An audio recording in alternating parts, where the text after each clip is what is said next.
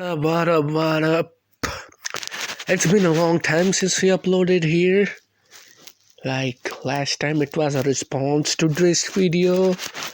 Uh yeah, I swear to God this isn't a One Piece channel, but for like next two videos it will be One Piece video. Like this and my next video will be One Piece video.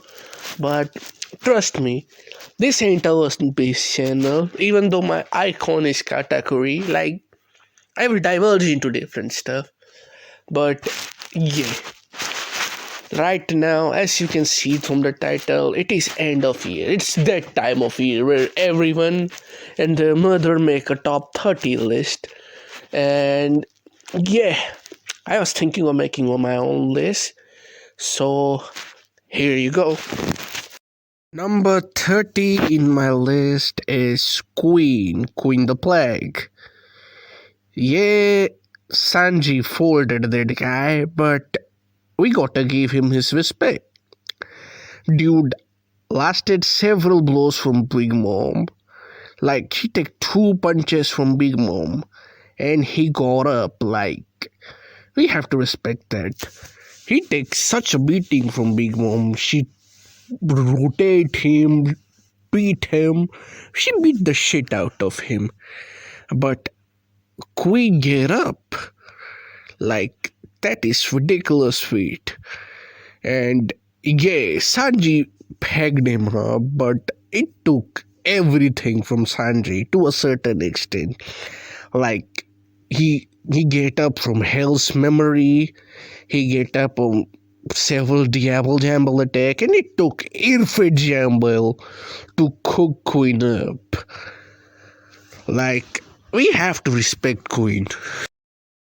29 and number 28 are Yasop and Lucky Root. Like, could they be as strong as someone like Katakuri King or any right-hand man? Possibly, chances are there. I have to put them in the list because I would not say that they are as strong as a Katakuri or Shiryu or King, but I would say that Yasop and Lucky Roo are close to that because of their hype from world government, and Lucky Roo is called the fighter of the crew in River Card, and Yasop is Yasop. He has some narrative significance. Number 27 and 26 are somewhat interchangeable depending on how you look thing. At number 27, we have Killer. Like, oh my god, Killer put on the show this year. Like from doing this sonic swing attack, the sound wave thing that potentially hurt Kaido, to folding Hawkins. Like, Killer was impressive as hell this year, and he had his portrayal of being the right-hand man of Kid, paralleling with Zoro. So yeah, truly deserve to be in this list. Number 26 is my man Sanji. Like, Sanji, I would say, is really close. From a strength standpoint, I would argue Sanji is on a Yonko Commander first level. Like, I can make case that Sanji is as strong as right-hand man of Yonko. Like, let's look at his tool. Like, men have a fucking bag. He don't get injured from attack. Like, he feel pain, but he is fucking Iron Man. He have absurd durability. And not only that, dude have now light speed. Like, God know how fast he moves. He have thunder and fire kicks. Like, he folded. He pegged Queen up. Like, he mid-dipped a Yonko commander, a high bounty Yonko commander, which took attack from Big Mom. Our man Sanji rolled that guy. He folded him, cooked that guy. So, like, yeah, Sanji have a strong case to be just as strong as right-hand man of Yonko. He is absurdly durable now. He is absurdly fast now. And his attack power is off the charts now. Like, I would argue that we haven't even seen the full potential of Sanji. Like, God know how strong Sanji could be if we see his full potential. At number 25, we have my man, Charlotte Charles Berkeley Katakuri. Like, oh my god. Like, things have changed slightly from how I view Katakuri, but he is still one of the stronger first commander of the series. Like, men have a bag. He had absurd bag. Like we all know what Katakuri is capable of. He can turn the surrounding into mochi, awaken devil for future side, all that jazz. Like, man is Yonko commander first, and is really strong guy. 24, King the Wildfire. He rose up. Like, many of you will say, how can something happen that Queen, of my opinion of Queen, change from last year? Why I think he is stronger than Katakuri. Something like that. You may ask that. And some of you may have argued that he lost easily to Zoro. And I would say, you guys are fucking dumb. You are stupid. He did not lose to Zoro easily. It took everything out of Zoro. Like, he have to use Conqueror Haki coating. He have to pour his entire fucking life to fight against King. And yeah, he is really underrated. Like, if he is surrounded by his flame, you can essentially not damage this dude. Like, this dude don't take damage when his flames are on. Like, he is absurdly powerful. He is capable swordsman, and he have such a powerful attack. Like, Zoro was, if you go back and read King vs. Zoro fight in a binge, he have Zoro on defense most of the time. Zoro was just getting folded by this dude 90% of the fight, until the final moment where Zoro pulled his strongest move. Until Zoro did not pull Conquer Haki coating, King was dominating him. He have wide varieties of things. He is a Lunarian. He know the Diablo Jumble. He have the big attack of Pterodon. He have so much things. Like, we have to respect King. 23 is Star King Rayleigh. Like, Rayleigh is tough to rank. Like, how much do we value his portrayal? Do we believe that he is legend, or do we believe he is high commander tier? I really don't know. I think he is high commander tier, high first mate tier, but I don't know if he's as strong as Garp or Sengoku. Like, some guys think he's on same tier as them. I don't think so. But yeah, Rayleigh is Haki King. He still have level 3 armament, which is impressive as hell. And yeah, if we follow the anime filler where he beat at Gear 4 in one blow, like, That is impressive as hell. But I'm shaky about really. He can rise to couple of spot, but this is where I'm comfortable right now putting him. Number 22 is Shiryu. Like how much I'm putting stock in Shiryu mostly because of the portrayal I see in him. Like I see him as one of the final stone that Zoro have to overcome before he fight Mihawk. He is right hand man of Blackbeard Pirate, so that is also a something which we have to value. And yeah, that he might get some another power up. If if Shiryu get another power up, I might put him higher.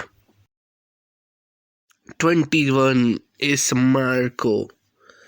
Like Marco full couples spot mostly because he was somewhat overwhelmed by king and queen who weren't even in their hybrid form.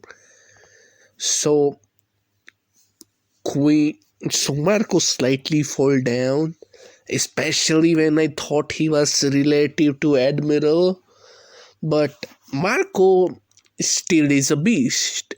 Like we gotta respect him. Like he tangled with Admiral. He can still fight with Admiral, but yeah, he ain't beating none of the Admiral. 20 Sabo. Sabo fall down not because compared to last year he fall down because not because he has some feed that put him low in this high in my eyes. It's just that other guys rose up. Other guys higher in this list just have a better feed in my eyes. So yeah, that's it. But yeah, we have to respect Sabo. Like he with three revolutionary commander from what we have seen, those revolutionary commander do not look impressive at all. And with those three guys, whom I would argue they are not even as strong as Charlotte Cracker from what we have seen with him. He fought two admirals. We have to respect Sabo just for that feat. Like, I don't buy the idea that he is dead. But the fact that he fought two admirals side by side and Fujitora is heavily injured to a point that he is banded after a couple of days from that fight. Like, have to put stock on that. Here on, like, from this tier, from number 90 to number 15, these guys can easily fight with Admiral and Yongo to a high def, to extreme def. These guys can give them even run for their money. And we are beginning this part of the list with our best boy Yamato. Like Yamato, what can I tell about him? Like Yamato is just power. He fought Yamato fought with Kaido for a couple of chapters in hybrid form, and he have advanced armament, and he can damage Kaido like dog. He has several clash with Kaido, potentially have Conqueror's coating, like he's strong. AT we have Kid. I know he's a fucking disgrace. But yeah, even though Kid is a disappointment, he he have some feat there. He has some great feat this year. Like Pug Gibson apparently did damage to Kaido, so that is that. Also, his awakening hurt Big Mom, and he is also fighting Big Mom for couple of chapters, so that is something. Number 70 is my man Trafalgar D. Waterloo. Oh boy, talk about meteoric rise. Like this man Law, oh my god. Vroom. Vroom. Like Law is one of my favorite One Piece character. And to see my boy get feats after feats after feats, like it's big ass feat.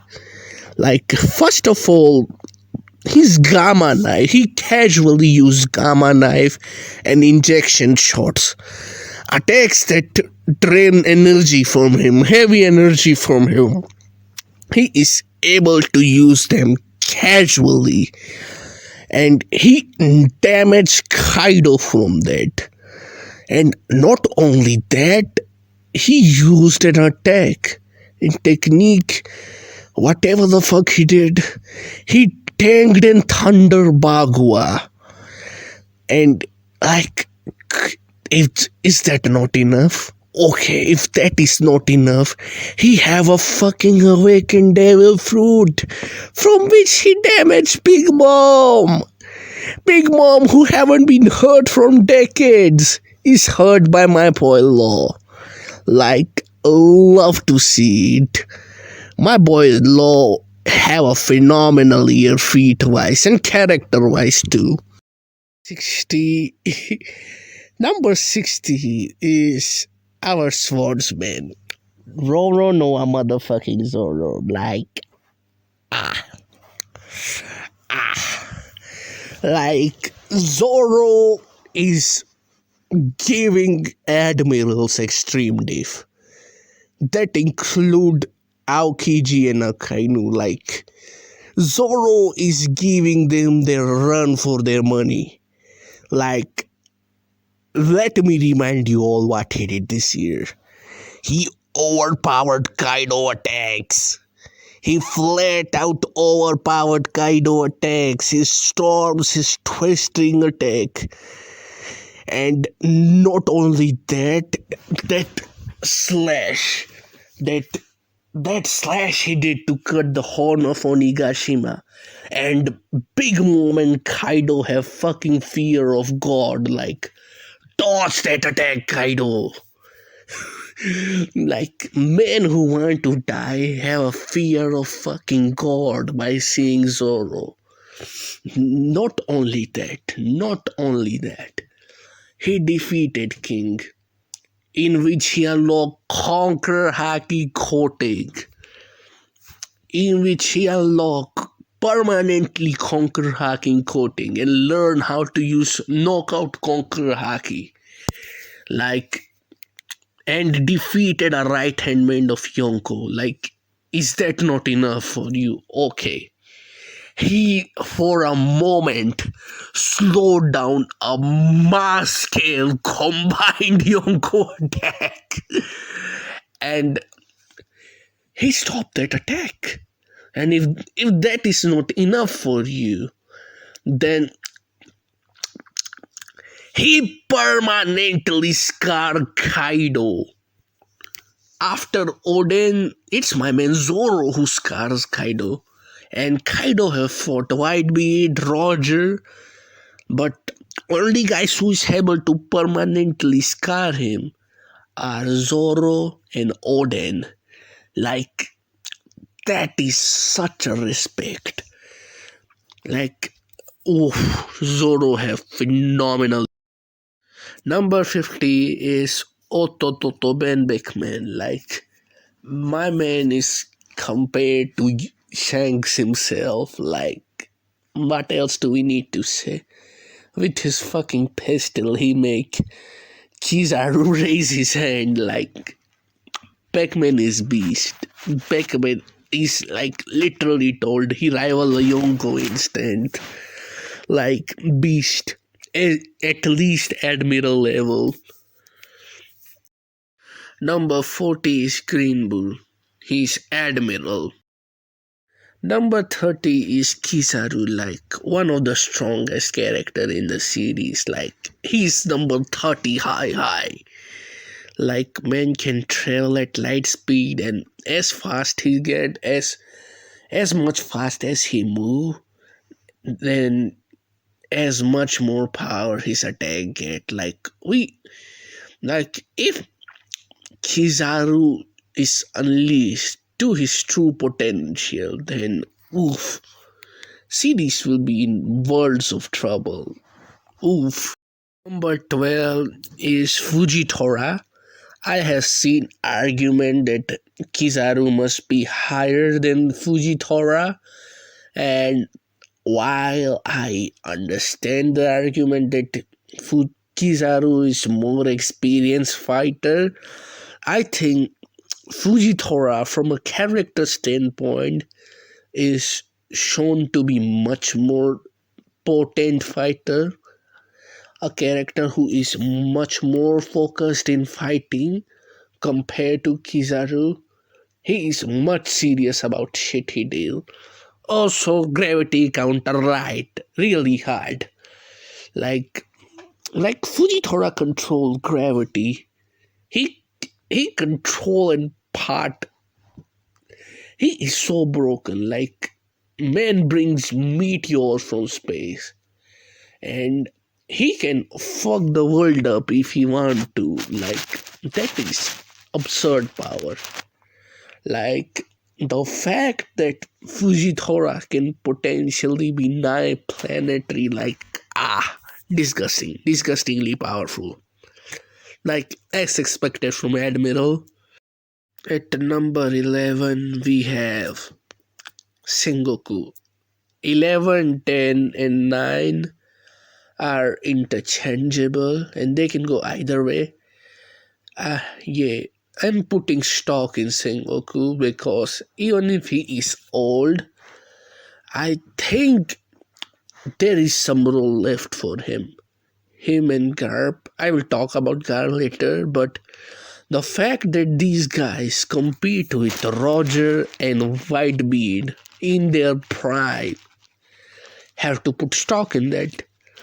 They have to be Yonko caliber, like not as strong as Yonko, but the fact that they were as strong as Yonko in their prime, I have to put some respect to that.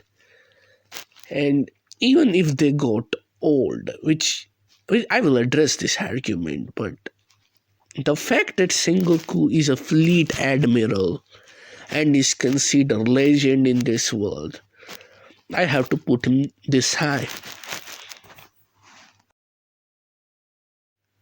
I know I may be pulling the gun way too early, but yeah, this is it. This is the time. My man, Monkey D. Luffy is number 10 in this list. Like, dog, it's Luffy.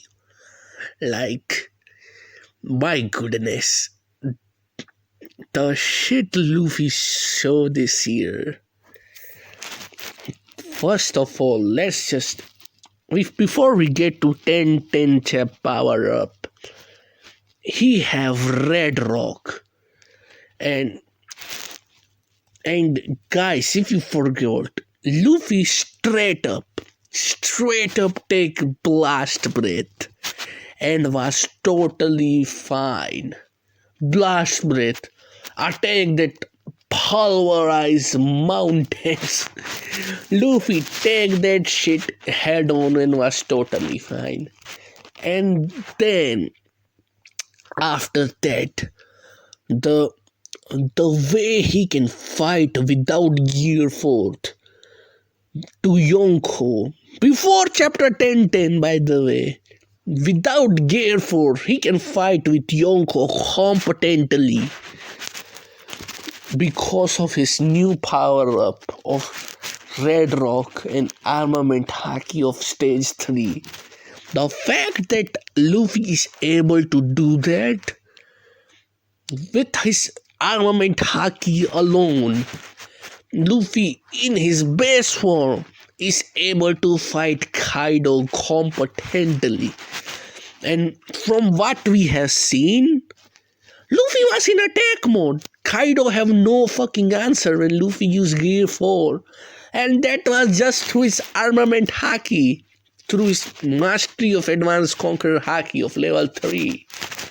Through that shit alone, Luffy was giving trouble to Kaido.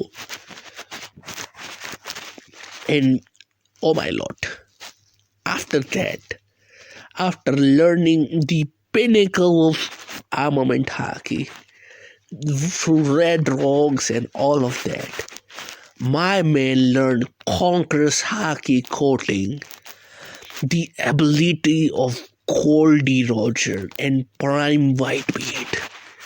Luffy learned that. Like that is just sky high. Luffy is able to, and when he learned that, he lost to Kaido. Yeah. Even after learning that, he lost to Kaido. I know that. But when he get back up from third round, oh my lord, he split the goddamn sky with Kaido. Like, our boy have grown to nearly Yonko level in power up. The fact that he is folding Kaido with Conqueror's haki coating, like he's going toe for toe, blow for blow with Kaido. And if you know where Kaido rank, you know where he will rank. Like, the fact that Luffy is close to Yonko level after barely beating Katakuri, like, he have grown absurdly, and I'm proud of my boy. Number 9 is Garp. Garp, like I said, number 11, 10, 9 is interchangeable. You can put Sengoku higher than Garp. You can put Garp lower than Luffy. You can scale them whatever you feel. But the way I feel about this is Luffy is the reason for my ranking. Like, again, I'm saying it could go either way, but if you want to know my justification, I think Sengoku does not, while he will be relevant to narrative, I think Garp is slightly portrayed well than Sengoku. Like, Garp have told to be fought to Goldie Roger, multiple times where they fought each other to death. He was in God Valley. And to that, I say that in his prime, I would argue Garp was stronger than Yonkos. So, how much do we think he must have fallen? Really? Whitebeard, when he was old, was giving a Kainu business. So, how much do we think Garp have fallen? I think this is the accurate place for Garp. And yeah, respect Garp. Number 8 is Aokiji. Aokiji, I think, is one of the most important character of the Navy. Like, watch out what that dude do. I think he will bring some change to Navy, to say the least. And the fact that he fight Akainu. Akainu is Megama. In Marineford, we saw Ace and Aokiji to be equal. And in anime, you could say Ace flat out overpower his heat. Heat and ice were rival. Aokiji fought Akainu for 10 days straight while having a horrible matchup. Like, how much devil fruit was factor in his fight with Akainu? We have to question that. And if devil fruit was not factor in the fight, Aokiji must be absurdly good at haki. And his devil fruit is one of the best devil fruit in this entire series. Man controls a entire seas essentially. Like in this world of One Piece, Aokiji is one of the most formidable opponent you could ask for. Number 7 is Akainu. Akainu can go higher. Akainu can honestly go higher, but I am putting it in number 7 right now. Because depending on what headcanon is true, like if Akainu is fighting Sabo at end of series, this is where he belongs. If Akainu fight end of the series Luffy, he can go higher. But yeah, right now I believe he's fighting Sabo at the end of series. So this is where I'm comfortable at placing him. But yeah, like need I say why Akainu is beast? Akainu survived several blows from Whitebeard that nearly shook the several island and part of world. Whitebeard take that man's strongest blows and live. Akainu then fought several commanders, defeated Aokiji, and he is fleet admiral and have massive role in the end of the series. So we gotta respect it, boy. We gotta respect the Magma boy. Number 6, another character whose stock kinda fall. Yeah, it's Big Mom. It's Big Bitch Big Mom. Like, yeah, most durable One Piece character. One of the strongest female in the series. Like, there is no ifs and buts about it until Imu turned out to be female. Like, what can we say about Big Mom? Mama is one of the strongest fighter in the series. Like, her durability, like the fact that it took internal awakened damage devil fruit to just hurt her for God know how many decades, speak volume. And Big Mom, the reason Big Mom fall for me, like, you cannot, like, yeah, she is strong. You cannot even damage her homies in through normal way. But the reason Big Mom fall is mostly due to narrative purpose. I thought Big Mom will face Luffy at Elbaf arc, which essentially make Luffy officially a Yonko. But I think Big Mom is falling in Wano with Kid and Law, and I think while that's a good way to fall, it's not as good as beginning the journey of Pirate King Luffy. So yeah, it's kinda going through headcanon, but yeah, I think Big Mom is not as strong as I thought. Her narrative significance, like, what narrative significance do you think? If Big Mom is going to Elbaf, she is rising up. If Elbaf ain't happening and she is losing to Kid and Law, this is where she will first place in my list. Dracule fucking Mihawk. Like, what do you think? What was the reason that Mihawk rise this high?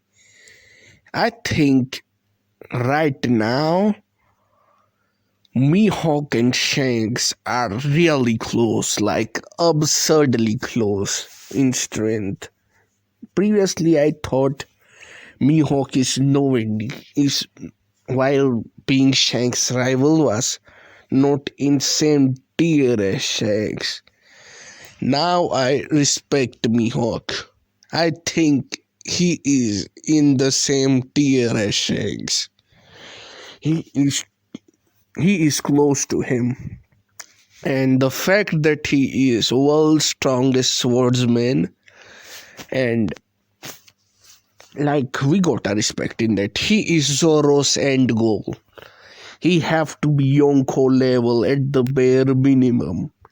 Mihawk in my eyes is as strong as a Yonko. Number 4 is Mr. Zihahaha.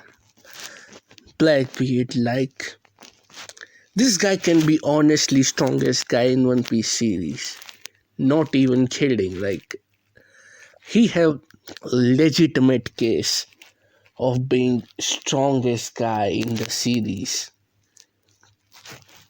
Like, he have strongest Logia, and Yami Yami no Mi is literally called the strongest devil fruit of all time. Not just that, and if that is not enough, he have the strongest Paramecia of Gura Gura no Mi. The same power, like through Gura Gura no Mi and Haki, I guess, Whitebeard was world's strongest man. He was world's strongest man through that thing. Blackbeard have that ability, and he have Yami Yami no Mi, which Steel Dravid food essentially nullify anyone who use devil fruit. Like, if you use devil fruit, you will have a terrible time against Blackbeard. He can suck you in through his black hole, like he can steal devil fruit abilities. Like, Blackbeard is beast. Only reason why I'm not putting him higher, because he have one obstacle to clear, and he have one more power up which I think he will get by end of the series. Number 3 is Monkey D. Dragon. Dragon is the guy who stalk rise for me thinking about him. He is not world most wanted criminal. That is the thing. But you know what he is? He is the world most heinous criminal. He is the worst criminal in this world. Yes, even worse than Pirate King Goldie Roger. World government see him threat of that level. Like, gotta respect that. And not only that, Dragon is just... Dragon have that mystique, that mystery aura. But I know he is a beast. Like, he teaches Sabo his armament haki technique, which, knowing back, we realize is a technique that require advanced armament haki. Looking back at it from Dressrosa, and not only that, that's a Kempo and an armament haki technique. He have his own Kempo style. His right hand man no advanced armament, and he have Conqueror's haki. That's confirmed. And not only that, his role is essentially to take on world fucking government. His enemy is literally world government. Like, what can we say about this man? He have to be absurdly strong. Like, the fact that revolutionary commander has such a low bounty, I think it's because of Dragon, because they have like Dragon as absurd high bounty guy. That is why the bounty of Rev Commander is less, because they intentionally tried to not show their true potential. That's just me though. But yeah, Dragon is absurdly strong. He have to be. Like, if his role in end of series is essentially to take down evil, then my lord, Dragon has to be absurdly high. Like, he will essentially bring the change to this world. Number 2 is my man Akagami no Shanks. Shanks is the God King. You know why Blackbeard isn't high? I think he have to deal with Shanks. Once Blackbeard deal with Shanks, he's Pirate King level for me. Like, let me tell you all how beastly this man Shanks is. In post Marineford, no, post Ennis lobby, Garb say Shanks is the only guy that rival Whitebeard in strength. And from what we know, Garp wasn't aware that Garp and Sengoku both weren't aware that Whitebeard is sick. So Garp was saying Shanks rival Prime Whitebeard, the world's strongest man Whitebeard in strength, or the only guy who is in the level of Whitebeard. He was getting that hype. And when he started off his career as young pirate, his battle with Mihawk were called legendary. He is a young buck just setting up from the Roger Pirate, and he is facing the veteran Mihawk. And people main argument that Mihawk is stronger is Mihawk is waiting for someone to surpass Shanks, and Mihawk is waiting for someone to surpass Shanks, and his fever got data. To that, I would say, I am not gonna use the petty argument that Shanks is Haki man or something like that. I would like to ask simple question. When was the last time they fought? When was the last time they fought? That's my question. And if Mihawk believe that someone with one arm should not be fought, or he is not on his level, how can he say that? Did he fight him? Like, are we sure about that? That Mihawk and Shanks are if they currently fought, Mihawk is winning. My argument is, right after losing his arm, Shanks become a Yonko. In 6 years, he become a Yonko. Shanks, I would like to mention the fact that Big Mom and Kaido both are pirates which work for several decades, to get 4 billion bounty. Shanks in less than 20 years. Getting 4 billion bounty. And now let's talk about, and before we get to Marineford, Shanks face King and Kaido. They have altercation. They have clash. It was confirmed by Momonga. And with Kaido, he have his right-hand man King.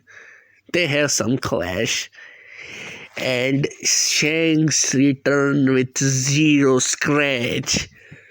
Like, come on now. And if that is not enough for you, Garp and Sengoku, for the sake of justice, were fighting Blackbeard. They have their reason. Akainu was scorching hot. for the justice, and Marco and Izo wanted to protect Luffy. They have their clash. Marines wanted to eradicate Whitebeard pirate. They wanted to annihilate them. They want to destroy them and set an example out of them.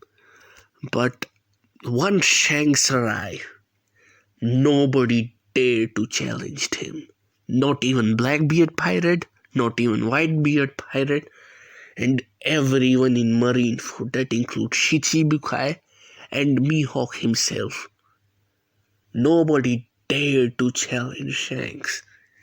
Like, Mihawk, whom you all call is stronger than Shanks, he quickly went away.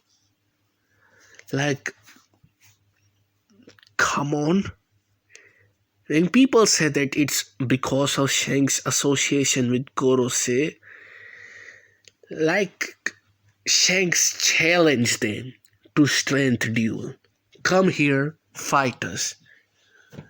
Come here, fight us. He challenged them, but nobody dared to challenge him. He essentially said, entire Marine, stop killing pirates or fight me. And Marine stopped. Okay, we are not messing with this guy. Akainu, who I believe is the strongest Marine, was sweating buckets when he saw Shanks. Like, come on. Like, this guy is the guardian of One Piece world. This guy is the balance.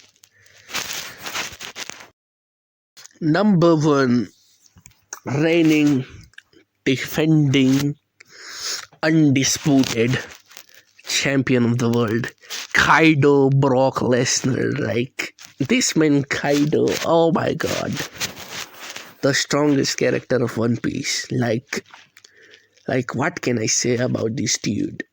Like, let's just forget his title, which is confirmed by Oda in Weaver card. Let's just ignore that title. Let's just ignore that he is confirmed to be stronger than Whitebeard in a light novel, and Whitebeard, which I would argue was healthier. Let's ignore that. Let's ignore that Kaido is called most invisible thing ever. Just look at what he have endured. He faced 10 guys, Red Scabbard, who are like honorable mention in this list. All of them have advanced haki, advanced armament, and Kaido folded all 10 of them. Luffy, who have just learned advanced armament, 3 record Ragnarok, folded him. Kaido take several injection shot and take Gamma knife. Survived that. From Law, he take Gamma knife and several injection shot and acted like nothing fucking happened. Kid's attack barely even scratched him. He folded Law. And he took everything from Zoro. All of his attack. He takes Zoro's strongest attack, Ashura, yet he keeps standing up. And if that was not enough for you all, this man, Luffy, who have learned Conqueror's coating, in his first fight with Kaido folded that dude. And then he fought Yamato, defeated her too. He overwhelmed her. Yamato himself admitted that she stood no chance and she was overwhelmed. He cooked everyone who is right in front of him. Like, we have to respect this dude. Like, he is the strongest One Piece character. Like, statements proved it. Oda himself said that he have to think of a way. Oh, he's thinking how the hell he can beat Kaido. Like from Beaver card data, like dude is literally world's strongest creature. Why we are debating who is more stronger?